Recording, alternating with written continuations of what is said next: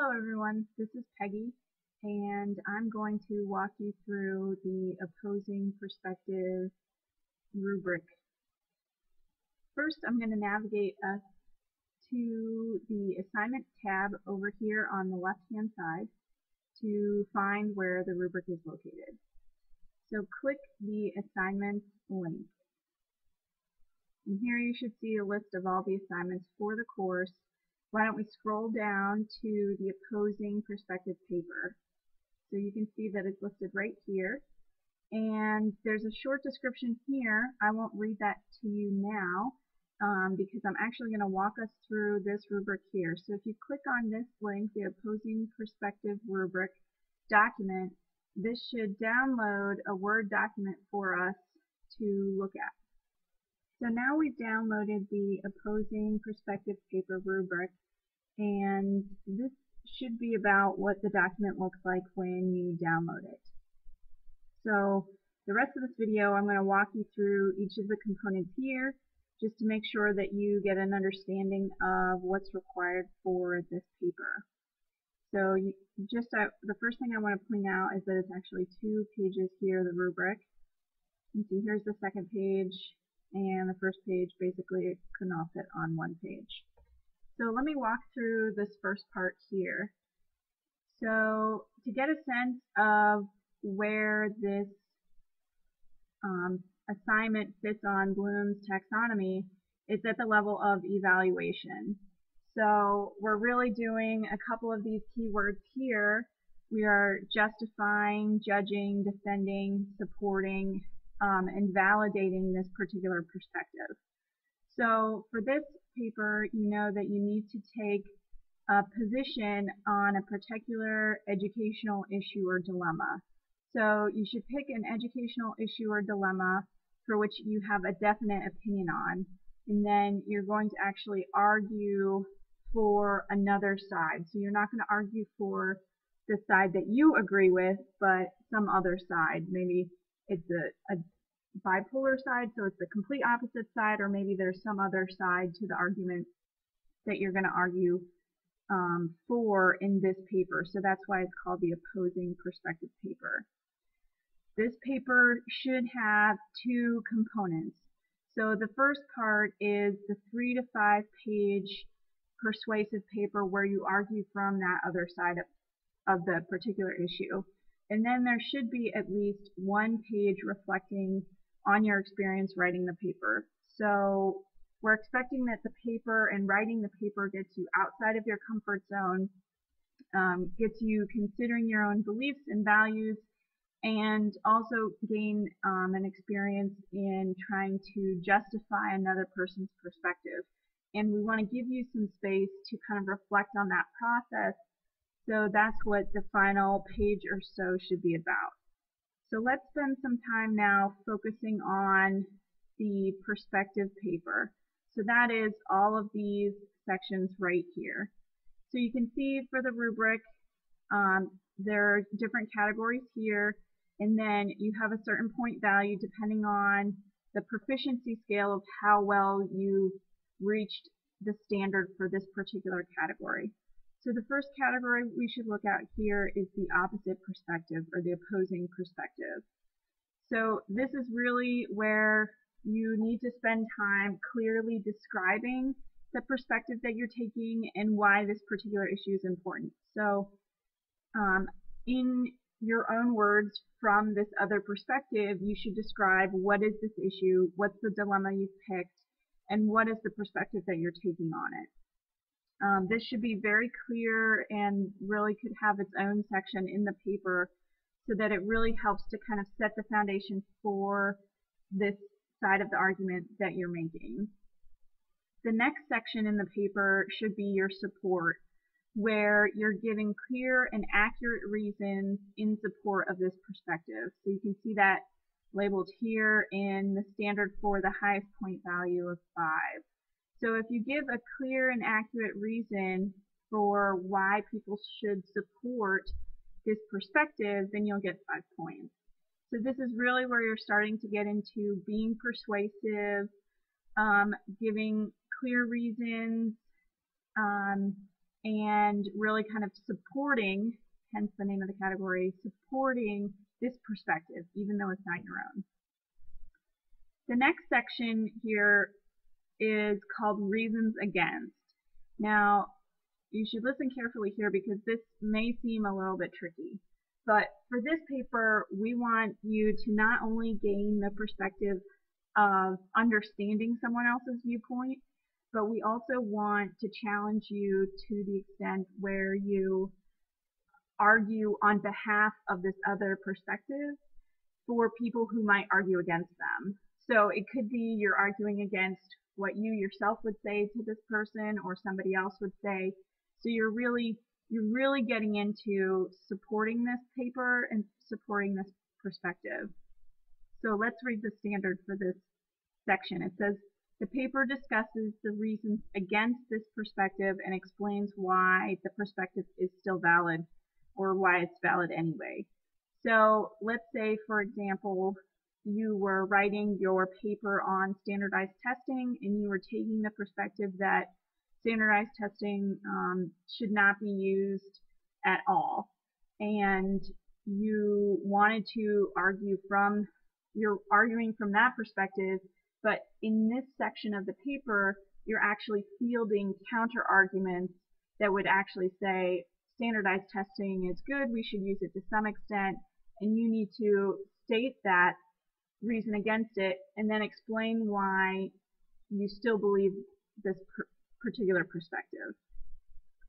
So it's really meant to kind of deepen your experience of taking this other perspective, stepping into the shoes of the other side for this issue, to really see how and why they would argue in a particular way in support of their perspective.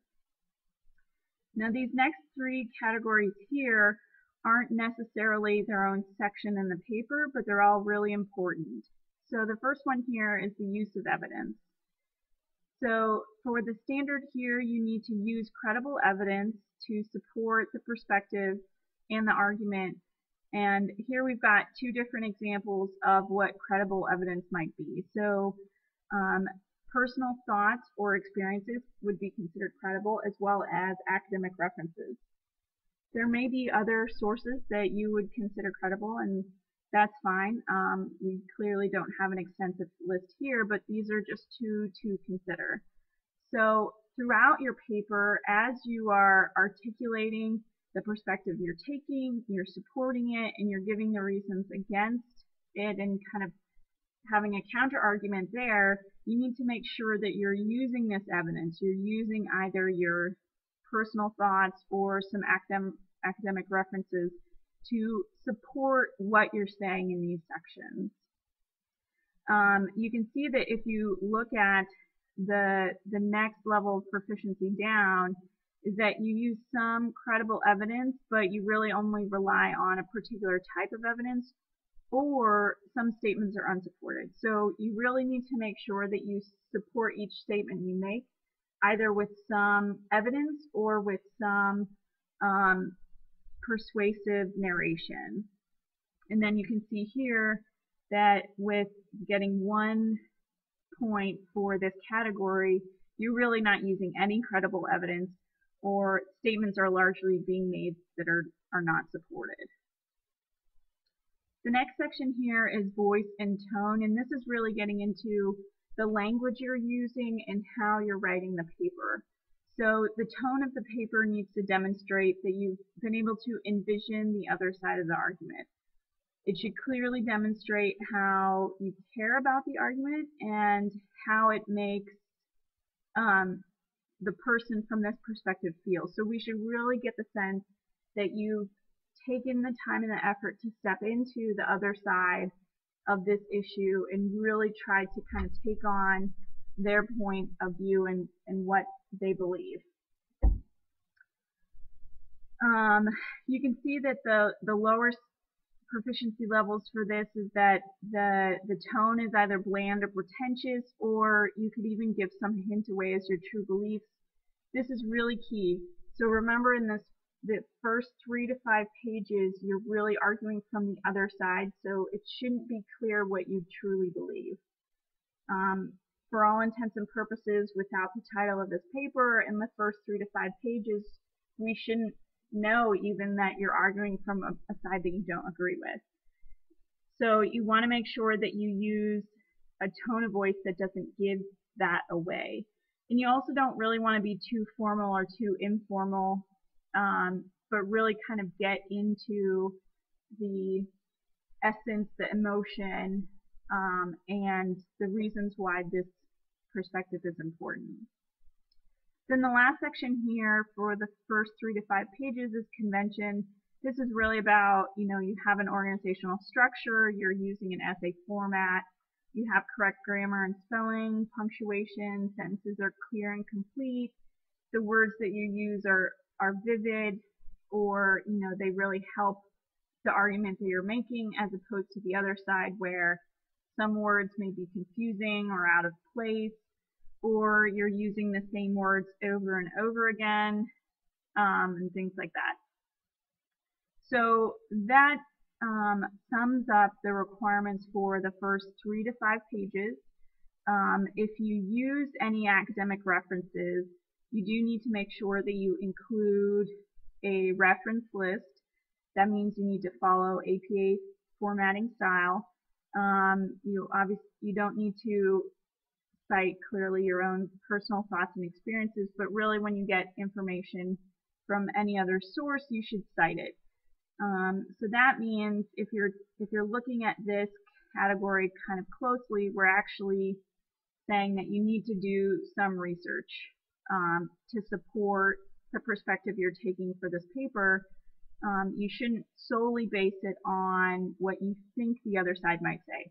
So to help your argument, to make your argument stronger, it will actually be better for you if you actually do some research to see what people from another side might say.